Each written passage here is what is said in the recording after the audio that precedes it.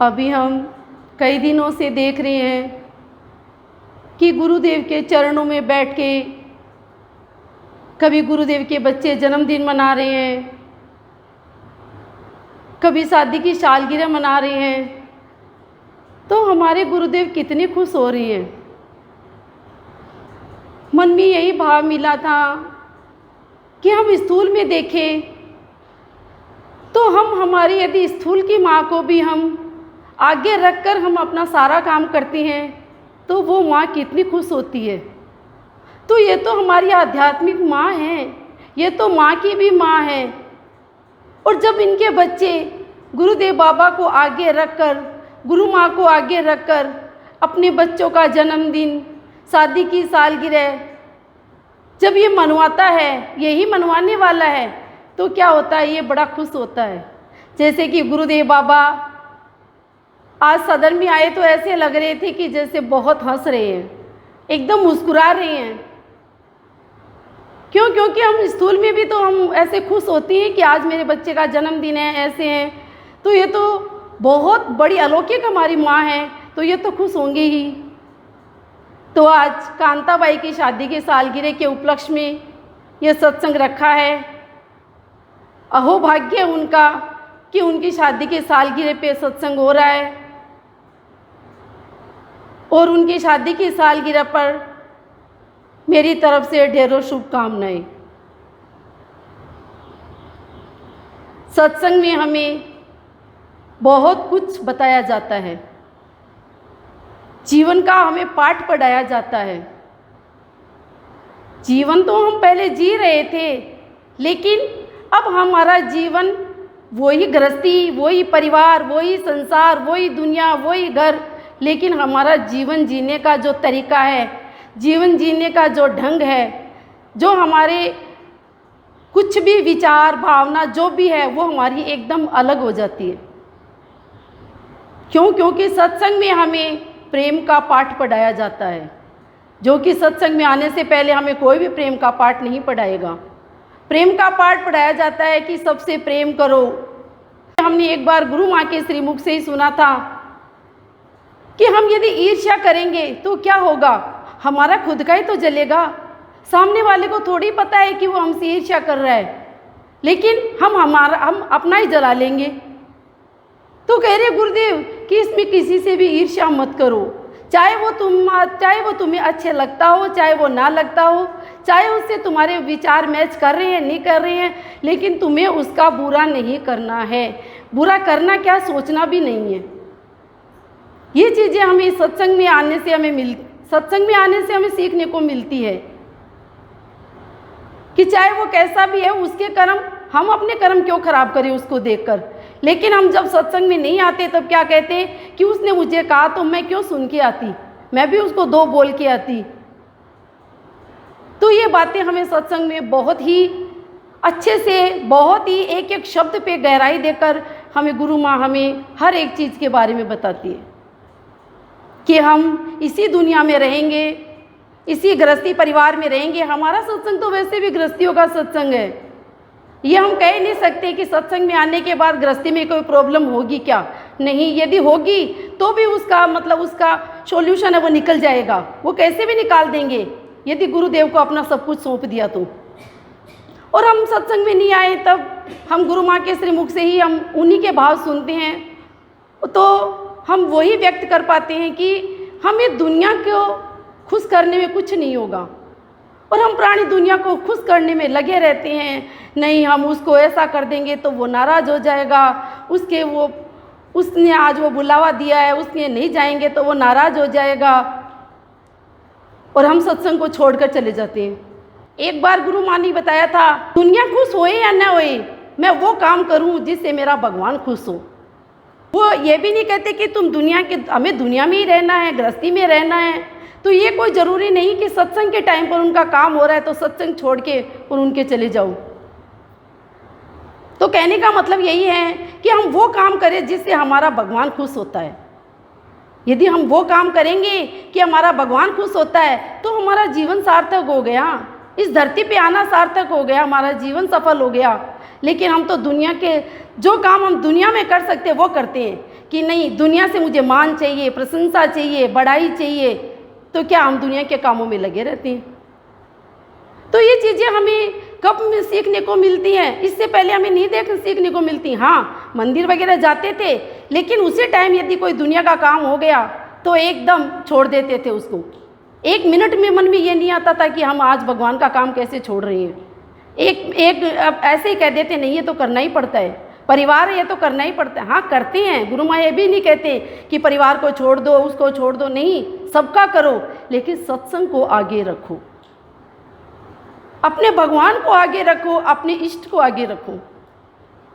जैसे कि हमने कल ही सुना था, कल देखा था, सुना क्या था, कल तो हमने देखा था। कल घर पे जाके मन में एक ही भाव मुड़ रहा था मन में बार बार कि हमने कृष्ण सुदामा की जोड़ी सिर्फ सुनी थी,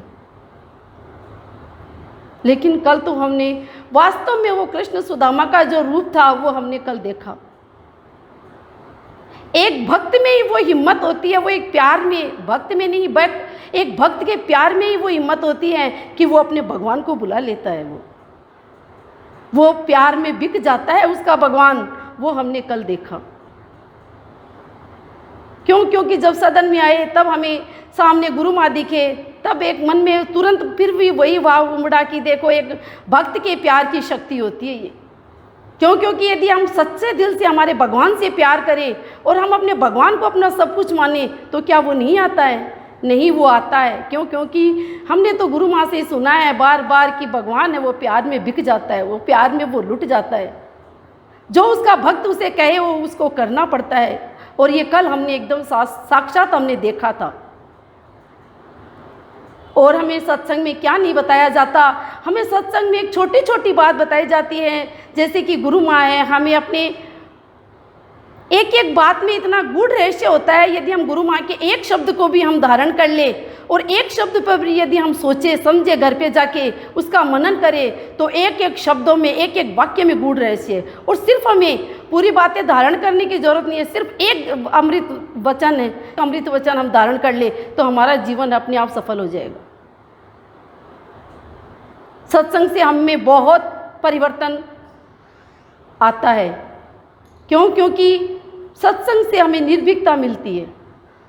बहुत डरते थे सत्संग में नहीं आने से पहले, बहुत ज़्यादा डरते थे कि कहीं ये मुझे नहीं मिल गई, वो मुझे मिल गया, ये मुझे उसके मेरे सास को कुछ ना बोल दे, ये मेरे ससुर को कुछ ना बोल दे। अब जब गुरु माँ से हम सुनते हैं कि सही काम करते जाओ, फिर किसी चीज़ का डर नहीं है। क्यों नहीं है डर? क्योंकि उसका भगवान उसकी रक्षा करता है हर पल।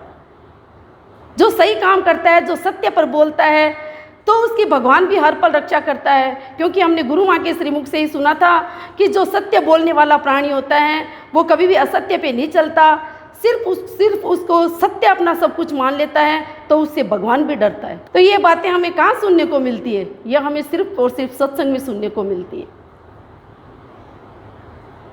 ये जो सत्संग का जो हमें थाल परोसा गया है, ये हमें बड़े ही मतलब ऐसे होता है कि जैसे कि हम बड़े भाग्यशाली हैं, हम बड़े सौभाग्यशाली हैं हम कि हम उन बच्चों में चुने गए हैं जिन्हें हम सत्संग का थाल परोसा गया है कि आओ सत्संग में। तो ये बातें हम सत्संग में आते हैं और सत्संग में जब गुरु माँ के सानिध्य में रहते हैं तब हमें इन चीज़ों का बहुत पता चलता है। फिर मन में यही भाव रहता है, रोज़ गुरुदेव से भी यही रहती है कि हे गुरुदेव, जब तुमने चरणों में बिठाया है, जब तुमने सत्संग का हमारे सामने थाल परोस के रखा है, तो हम उस थाल को हम रोज़ ग्रहण करते रहे, रोज़ हम लेते रहे, नित नित हम सत्संग में आते रहे। ये बातें हमें, ये चीज़ें हमें सत्संग के अलावा कहीं भी नहीं मिलेगी, चाहे कितनी भी हम भक्ति कर लो। सत्संग में आने से पहले हम क्या करते थे? दिखावे की भक्ति में ज़्यादा वो रखते थे महत्व है। दिखावा ही तो था कि ऐसे थाली को और बहुत सारा बना के लेके जाते थे कि भाई हाँ उससे ज़्यादा मेरा होना चाहिए। तो ये क्या थी? ये दिखावे की तो भक्ति थी। और आज हम सत्संग में आते हैं तो क्या लेके आते हैं? बुरे विचार, अभाव, हमारे बुरे जो भी भाव है, हमारी जो भी कष्ट परेशानी, वो लाके गुरुदेव के चरणों में डाल देते हैं। और क्या लेके जाते हैं यहाँ से? भाव, खुशी, प्रसन्नता, सब कुछ इनका हमें वो गुरुदेव जाते वक्त हमें यही तो देते हैं कि बच्चों यहाँ आते हो तो मेरे चरणों में डाल दो सारा, जो भी तुम्हारा कष्ट है, जो भी तुम्हारा दुख है, जो भी तुम्हारा है, जो भी कुछ है वो डाल दो, और जो भी अच्छी अच्छी जो भाव है, जो भी अच्छी अच्छी बातें हैं, वो सब कुछ लेके जाओ। तो गुरुदेव बाबा और गुरु माँ के चरणों में मैं यही प्रार्थना करती हूँ कि भगवान, जो हमने सत्संग में जो भी बातें बताते हैं, जो भी हमें जीवन जीने का तरीका सिखाते हैं, उन बातों को हम ग्रहण करें, ग्रहण करके हम उस पर मनन करें और उस पर हम उनको धारण करें और उनको ऊपर हम उस पर हम अमल करें कि जो बात हमें सत्संग में बताई गई है, क्योंकि हमारे जीवन में हमेशा होता है कि जो बातें हमें सत्संग में बताई जाती है वो हमारे जीवन में कभी न कभी कहीं न कहीं तो आई जाती है। तो जो बातें हमें सत्संग में बताई जाती है हम उन्हीं बातों को पर अमल करें, उन्हीं का हम अनुसरण करें, दुनिया की बातों का अनुसरण नहीं करें।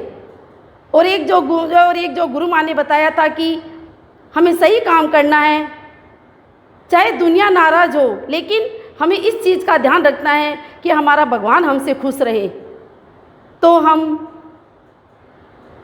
गुरुदेव बाबा और गुरु माँ हम वही काम करते रहें जिससे,